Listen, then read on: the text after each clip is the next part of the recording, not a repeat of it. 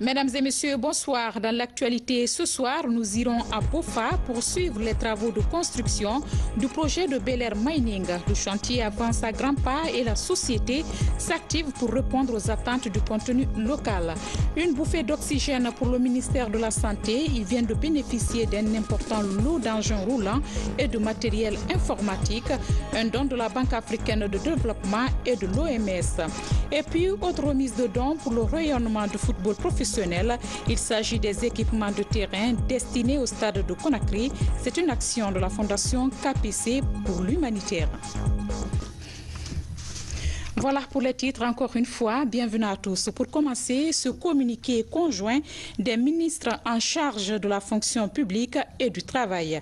Conformément aux dispositions du décret numéro D 95-250 PRG SGG du 1er août 1995, instituant les fêtes légales en République de Guinée, les ministres en charge de la fonction publique et du travail portent à la connaissance des travailleuses, travailleurs et agents des secteurs publics, mixtes et privés que la journée du lundi 2 avril 2018, lendemain de la fête de Pâques, est déclarée fériée, chômée et payée sur toute l'étendue du territoire national.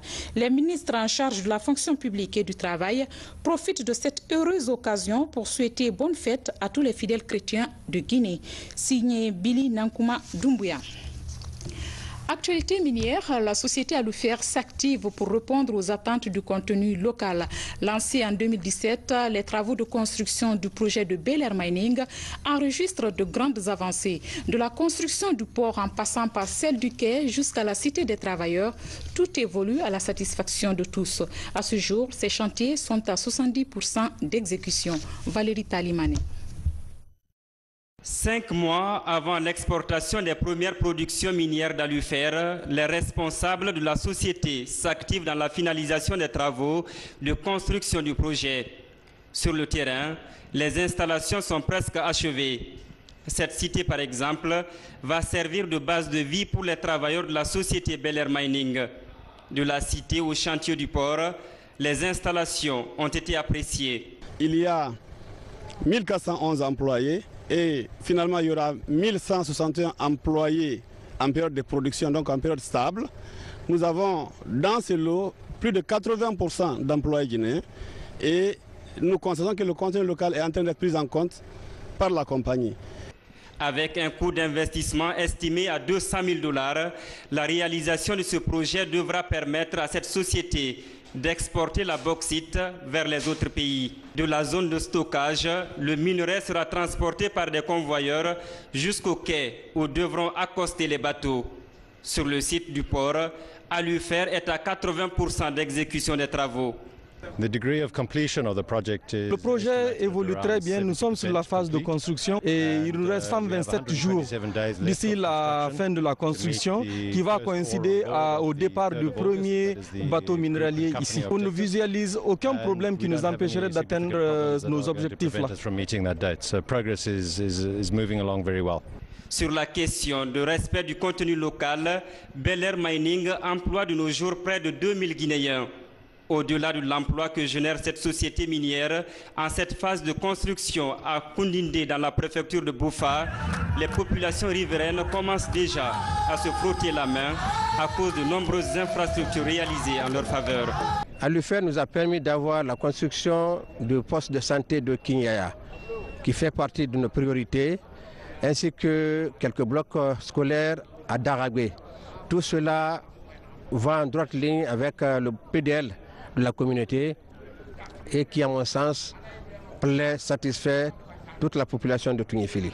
Au terme de sa visite de terrain, le président de la République a vivement recommandé aux employés d'adopter un comportement responsable au sein de la société. Fini les études sur les axes stratégiques de la réforme de l'État. À présent, l'heure est à la vulgarisation du document. Amamon, cadre des services et sociétés civiles, s'imprègne du contenu de ce programme en vue de prendre en compte l'avis des différents acteurs. C'est un appui de l'Union européenne pour accélérer la réforme administrative. Baba Kouyaté nous en dit plus. Depuis 3 ans, 10 axes considérés comme majeurs dans la refondation de l'administration publique sont de nos jours étudiés et disponibles. À Mamou, des gestionnaires des ressources humaines de la région et chefs de service partagent ce document dans son volet « Réforme de la gouvernance territoriale et de la décentralisation ». Objectif, développer et renforcer chez les acteurs de développement à comprendre les finalités des actions de réforme engagées qui prend notamment en compte la notion de la redevabilité. Pour qu'il y ait une obligation de résultat, il faut qu'on transfère, donc qu'on dise exactement aux régions quel est leur rôle dans la mise en œuvre de ces politiques publiques. Après, on décline en fonction des politiques publiques. Chaque région va avoir, je dirais, dans son escarcelle un certain nombre de politiques publiques. Ensuite, ces politiques publiques, il faut les accompagner avec les moyens qu'il faut, les ressources financières, les ressources humaines. Et c'est à partir de là qu'on va leur fixer des objectifs. Et en fin de période, ils vont devoir rendre compte. Donc là, il y a la redevabilité par rapport aux résultats qui étaient attendus et par rapport aux ressources qui ont été utilisées. La motivation de l'Union européenne qui appuie la Guinée en matière de développement, c'est de faire partager au niveau des collectivités locales, avec les services déconcentrés, avec les citoyens, quelles sont les réformes, pourquoi ces réformes qui sont engagées et à quoi ça peut apporter de l'amélioration dans les conditions de vie des citoyens. L'amélioration de l'action gouvernementale et le pilotage de la gestion stratégique du développement dans les services déconcentrés sont des innovations importantes dans ce programme. C'est faire en sorte que tous les responsables au niveau déconcentré, à la base, s'approprient les outils et le contenu du programme pour pouvoir le vulgariser et pour pouvoir l'appliquer.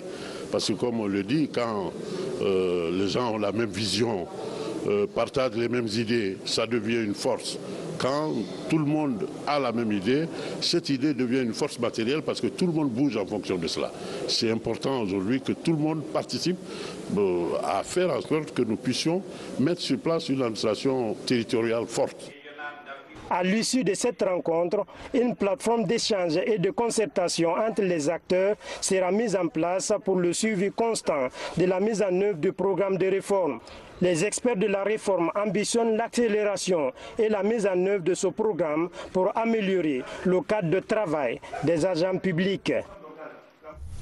Également dans l'actualité, la présentation de la base de données et d'informations sur les entreprises en Guinée. C'est le fruit de la coopération entre la Guinée et ses partenaires techniques et financiers. Une nouvelle approche qui va permettre de répertorier ces entreprises afin qu'elles puissent maximiser leur chiffre d'affaires. Le point avec Falilou Diallo. La Guinée dispose désormais d'une base de données d'information sur les entreprises, communément appelée fichier consulaire. Ce fichier est une sous-composante du projet compagnonnage consulaire, mais surtout un point de référence en matière d'information sur les entreprises guinéennes. Cette base de données aussi va permettre effectivement de mieux promouvoir les entreprises, d'autant plus que c'est une plateforme qui va permettre d'avoir les informations sur les entreprises, de pouvoir les contacter et de pouvoir effectivement les mettre en relation in fine avec les partenaires potentiels. Depuis 2011, la Guinée, à travers la SIAG, a bénéficié de 4 projets en faveur du secteur privé. Et le projet fichier consulaire vient combler un gap, celui de satisfaire les demandes d'information sur le tissu économique de la Guinée. Ce système est très important en ce sens que ça nous permet d'avoir des informations, c'est-à-dire en termes d'enregistrement de toutes les entreprises évoluant dans notre pays, avec une configuration qui nous permet de comprendre en détail beaucoup d'informations sur ces entreprises-là. Donc aujourd'hui, à travers cette base de données, nous connaissons ces entreprises et ça nous permet, à travers les informations recueillies, d'avoir des stratégies et de rechercher les moyens possibles pour les appuyer. Initialement prévu pour 5 mois, l'exercice a duré 8 mois. Et il a permis à la SIAG d'avoir une base de données déployée et opérationnelle contenant plus de 40 000 entreprises avec des données économiques. Par ailleurs, tenu à Conakry de la deuxième réunion du comité de pilotage du projet d'appui à la santé. La rencontre s'inscrit dans le cadre de la mise en œuvre du plan national de développement sanitaire. C'est une synergie d'action tripartite, ministère de la Santé, Union européenne et l'Agence française de développement. Explication Mounir Bari, Mamadi Gassama. La réduction de la pauvreté, la lutte contre les mortalités néonatales et infantiles, la formation des agents sanitaires sont entre autres priorités du projet d'appui à la santé PASA. Pour atteindre ces objectifs, le ministère de la Santé et ses partenaires se concertent pour mettre en place un planning de santé dans la région des Zérékoré. L'objectif de cette rencontre, c'était de partager avec tous les acteurs du comité de pilotage, mais aussi les acteurs du ministère de la Santé, les résultats déjà obtenus depuis le démarrage du projet jusqu'à maintenant. En 2015 déjà, les partenaires ont injecté plus de 330 milliards de francs guinéens pour accompagner le secteur de la santé en Guinée. Des fonds destinés à la construction des structures sanitaires, le renforcement de capacités des cadres à l'intérieur du pays et l'approvisionnement de la pharmacie centrale de Guinée en médicaments. Nous sommes satisfaits pour l'avancée dans les programmes et nous nous réjouissons des conclusions du comité de pilotage qui permettront au programme d'engager de nouvelles activités qui permettront pas seulement de consolider ce qui était fait, mais de maximiser l'impact et pérenniser, nous l'espérons, cette contribution de l'Union européenne et de l'Agence française de développement. La nouvelle gouvernance voudrait que l'on capitalise tout ce qui a été succès, mais aussi éviter les erreurs qu'il y a eu dans d'autres projets. J'espère que cet appel sera entendu, mais vous pouvez être sûr de l'engagement et de la volonté du ministère de la Santé à tout mettre en œuvre pour que ce projet s'achève dans les meilleures conditions. Cette deuxième session du comité de pilotage du projet d'appui à la santé entend dans les jours à venir focaliser son attention sur les projets non encore réalisés. Autre appui, toujours au secteur de la santé, il s'agit des engins roulants composés de 45 véhicules, 55 motos et autres matériels. C'est un don de la Banque africaine de développement et de l'OMS. C'est pour renforcer les capacités de mobilité des agents chargés de la surveillance épidémiologique. Sam Maratolno signe ce reportage. 22 véhicules 4x4, 55 motos Yamaha DT, du matériel informatique, des téléphones portables, le tout pour une valeur de près de 800 000 $ US. C'est le don de la Banque africaine de développement à la Guinée. Cet appui logistique est destiné à l'Agence nationale de la sécurité sanitaire pour faciliter la mobilité des équipes préfectorales d'alerte et de riposte aux épidémies. On est en train de remettre une partie des lots, pour ne pas dire une partie du matériel, pour que la santé au niveau des régions décentralisées puisse être équipée en matériel roulant, mais aussi en matériel informatique pour une meilleure vigilance au niveau du territoire national. Nous sommes dans la dynamique pour que chaque préfecture puisse être outillée afin de détecter précocement nos situations d'urgence et prendre des mesures idoines afin d'étouffer dans l'œuf n'importe quelle maladie à potentiel épidémique. En plus de ce lot, 23 autres véhicules sont mis à la disposition du département de la santé par l'Organisation mondiale de la santé. Ces équipements ayant servi pendant Ebola vont désormais renforcer la capacité technique et gestionnaire des différentes structures de ces ministères. Le second lot est également un lot que l'OMS avait conservé suite à la riposte Ebola et qui était constitué de véhicules, 23 véhicules Nissan Patrol 4x4 qui datent de 2015 et qui étaient la propriété de la Guinée à travers la mission des Nations Unies UNMIR et donc entreposés et entretenus par l'OMS qui sont aujourd'hui remis aussi au ministère de la Santé pour le fonctionnement de ces départements et de ces structures centrales et décentralisées. Selon nos clés de répartition, 80% de ce matériel que nous venons de recevoir doit aller sur le terrain au niveau des districts sanitaires afin de renforcer la surveillance épidémiologique au niveau de nos préfectures. Depuis la fin de l'épidémie Ebola, de nombreuses actions sont entreprises par des partenaires aux côtés de la Guinée en vue de relancer son système de santé. Parmi leurs actions figure la construction des centres de traitement épidémiologique dans tous les districts sanitaires du pays. Autre actualité à la une, c'est la lutte contre l'immigration clandestine. La gendarmerie nationale s'attaque au démantèlement des réseaux de passeurs. Mais la réussite de l'opération nécessite d'abord des exercices de simulation, comme c'est le cas ici de plusieurs unités de la gendarmerie et de la police nationale à la plage de Bénarès. Adjudant-chef Sekou Kamano est correspondant de la presse militaire. Bénarès, l'une des plages de la banlieue de Conakry. Un potentiel point de départ pour de nombreux candidats à l'immigration clandestine. C'est le site choisi par la gendarmerie nationale pour un exercice de simulation portant sur la lutte contre le phénomène.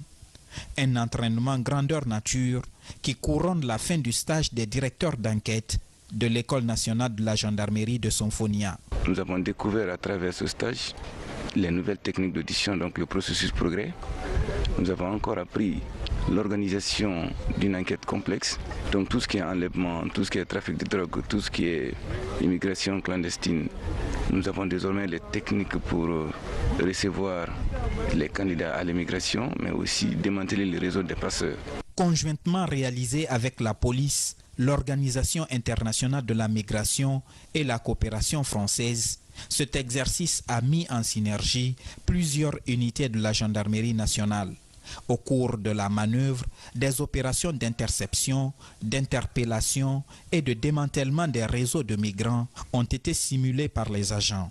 L'esprit qui a animé les autorités de la police et les autorités de la gendarmerie, c'était de procéder à l'harmonisation des procédures en matière de police judiciaire pour que les données puissent avoir les mêmes rôles au niveau des juridictions de jugement. C'est une très bonne manœuvre. Je pense que vous avez pu le constater lors du déroulement. On a vu les très bonnes choses. Évidemment, il y a toujours des petits points à corriger, mais je crois qu'on a compris le fond des choses et qu'avec peu de moyens, on peut arriver à mener une enquête jusqu'au bout de l'interpellation jusqu'à la remise au niveau du magistrat. Selon l'OIM, plus de 13 000 Guinéens ont bravé la mer l'année dernière pour une destination inconnue. La police et la gendarmerie nationale s'érigent désormais en rempart pour freiner ces départs massifs. À présent, en direction l'Abbé, poursuivre la remise des engins roulants aux techniciens agricoles de la région. Il s'agit des motos offertes par le gouvernement à travers le programme d'appui au secteur agricole. Compte rendu Youn Satawel Kamara. L'agriculture et l'élevage constituent les principales activités des populations de l'Abbé. Elles permettent à plus de 90% de la population de la région de subvenir à leurs besoins vitaux. Mais sur le terrain, elles sont souvent confrontées à certaines difficultés. Le gouvernement guinéen, à travers le projet PASA, offre ses engins roulants aux techniciens agricoles pour assurer l'encadrement de ces paysans. Du président de la République, le professeur Alpha Condé, il ne cesse de prendre, de consentir de sacrifices, de déployer des efforts, et lui et son gouvernement, dans le cadre de l'amélioration des conditions de vie de nos populations. Ces motos doivent servir uniquement pour l'encadrement de nos paysans. Très sincèrement, à travers le projet PASAC, nous remercions très sincèrement les partenaires techniques financiers, et surtout la Banque mondiale, qui n'a rien ménagé vraiment pour mettre nos services dans les conditions de travail. Avec l'arrivée de ces motos, les techniciens se disent réconfortés pour mieux gérer ce secteur vital de l'économie guinéenne. Nous disons merci à l'autorité. Nous prenons l'engagement d'utiliser ces engins à bon escient. Ce don d'engins roulants a été obtenu grâce à l'appui financier de la Banque mondiale. De l'Abbé Cap sur Mamou, avec la tournée de la mission conjointe ministère de l'Agriculture SAREF International. Dans la région, la mission est allée véhiculer des messages sur les techniques de gestion des produits phytosanitaires sur le terrain agricole. Mamadou Patebalde, RTG Mamou. L'utilisation des produits phytosanitaires est un véritable défi pour l'agriculture intensive dans les zones rurales, selon les techniciens. Conscient des conséquences de cette situation sur la santé des producteurs et sur l'environnement, une mission conjointe ministère de l'Agriculture, SAREF International et USAID séjourne dans les préfectures de Moamo et de Dalaba. La démarche vise à mieux outiller les paysans aux techniques de gestion de tous les produits chimiques sur le terrain agricole. Nous venons de leur expliquer c'est quoi le mildiou et nous venons d'expliquer quelles sont les précautions à prendre pour se protéger de cette maladie. Parce qu'elle a fait ravage ici, il y a eu des pertes énormes dans la culture de pommes de terre.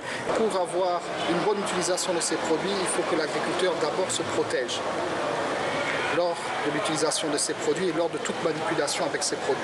Nous avons insisté aussi sur le bon moment des utilisations, le bon timing, dépendant du développement de la maladie ou du cycle de l'insecte. Car si le produit n'est pas utilisé à un bon moment, on ne pourrait pas avoir les résultats escomptés. L'objectif du gouvernement et de SAREF international est de réduire les déperditions dues au mauvais usage des produits pourtant destinés à maximiser les résultats. Dans la base, c'est 2 zones. Et nous pensons à travers l'utilisation rationnelle de ces produits-là, selon la dose au moment indiqué et la technique d'application, nous pensons être mieux armés pour affronter la campagne agricole 2018-2019. À Mamoun, tout comme à Dalaba, les paysans producteurs ont hautement apprécié à travers des vidéoprojections l'efficacité de ces produits. Ils promettent de mieux s'en servir et d'accroître la production pour une meilleure autosuffisance alimentaire dans le pays. Et puis, nous sommes dans la semaine commémorative de la date anniversaire de la mort du premier président guinéen. Pour marquer l'événement, une conférence débat s'est tenue à l'université générale Lansana Conté de Sonfonia. Objectif, expliquer à ces jeunes étudiants le rôle joué par Feu Ahmed Sékou Touré pour la promotion de l'université africaine. La conférencière a également mis l'accent sur le renforcement du tissu social en Guinée. Reportage signé Diana Yansani. Sékou Touré et le panafricanisme. C'est le thème de cette conférence débat organisée par les étudiants de l'Université générale Lansana Conté de Sonfonia. La conférencière a passé en revue le rôle principal que Sékou Touré a joué dans la promotion de l'unité africaine et l'émancipation du continent. Le panafricanisme se traduit d'abord par une vision commune pour le continent, ensuite par une stratégie commune de lutte pour travailler contre tout ce qui nous empêche de réaliser cette vision-là. Les fondateurs et tous ceux qui l'ont animé par la suite ont été de grands hommes d'action. Ils n'ont pas été que des théoriciens du panafricanisme. Ils ont été des acteurs, n'est-ce pas, pour que l'Afrique retrouve sa dignité. Le rôle de la jeunesse africaine dans le panafricanisme a été également évoqué au cours de cette rencontre. Toute chose qui motive davantage les participants à cultiver l'unité nationale, promouvoir la paix et participer au développement de la Guinée. Dire aux jeunes qu'ils doivent comprendre qu'on ne peut pas compter sur le champ chaud, sur la force pour détruire tout. Cette vigueur, ce sang chaud ne nous conduit à rien si ce n'est le regret. C'est ce qu'on appelle merci après la mort. Être jeune, ce n'est pas de tapasser un professeur. Être jeune, c'est d'être responsable, s'engager pour servir la République, s'engager pour servir sa nation. A rappeler que plusieurs anciens cadres du pays ont pris part à cette conférence débat sur le panafricanisme, un mouvement social qui a permis aux nombreux pays du continent d'accéder à l'indépendance. Le rôle de ce panafricain convaincu a permis à plusieurs pays africains de prendre conscience de leur situation et de s'engager pour l'indépendance. Pour finir, on en vient à cette œuvre humanitaire pour relever le niveau du football guinéen. Il s'agit des équipements de terrain offerts par la Fondation KPC pour l'humanitaire à 3 stades de la capitale. De son côté, l'ambassade de Chine a également octroyé plus de 200 ballons au ministère des Sports. Compte rendu, Abdulaziz Baldé, Abdoulaye Diallo. Pour bâtir un championnat professionnel, les équipements sportifs sont indispensables. Par le biais de la Fondation KPC pour l'humanitaire, 3 stades de Conakry bénéficient des nouveaux équipements. Entre autres, 3 tableaux électroniques pour les changements, des filets de but, des bancs pour les remplaçants. L'initiative vise à accompagner la Ligue guinéenne de football professionnel dans son élan de renouveau. Ces lots, comme on l'a dit, pourraient renforcer les capacités d'action de nos équipes et de nos terrains de football. Donc le donateur, c'est un digne fils de ce pays qui met au profit des Guinéens, de la jeunesse et des femmes, les dividendes, ces dividendes qu'ils gagnent au sein du groupe Guico-Presse. Si chacun faisait ce que KPC faisait, la Guinée ne serait pas là aujourd'hui, la jeunesse guinéenne ne serait pas là aujourd'hui. Donc une fois de plus, merci à toute la fondation, merci à mon frère à KPC et je vous promets, madame, que ce don sera utilisé à bon escient. Dans la même lancée, l'ambassade de la Chine appuie le département en charge des sports. 240 ballons de foot et 12 ballons de basketball sont remis au ministère de tutelle, en prélude du tournoi doté du trophée professeur Alpha Condé, prévu le mois d'avril à Kindia. Les échanges dans la culture et le sport constituent une partie importante des relations d'amitié entre notre pays. La Chine accorde une grande importance à ces échanges dans le secteur de la culture et des sportifs. Réalisé avec l'assistance chinoise et achevé en 2011, le stade de Nongko de 50 000 places est devenu une nouvelle œuvre monumentale de l'amitié sino-guinéenne. Depuis sa prise de fonction à la tête de ce département des sports, Sansi Bantamasso multiplie les contacts auprès des partenaires et promoteurs sportifs. L'idée est de redonner au sport guinéen son image d'antan. Mesdames et messieurs, voilà qui met fin à ce journal. À tous, merci de l'avoir suivi. Passez une excellente soirée en compagnie de nos programmes. À bientôt.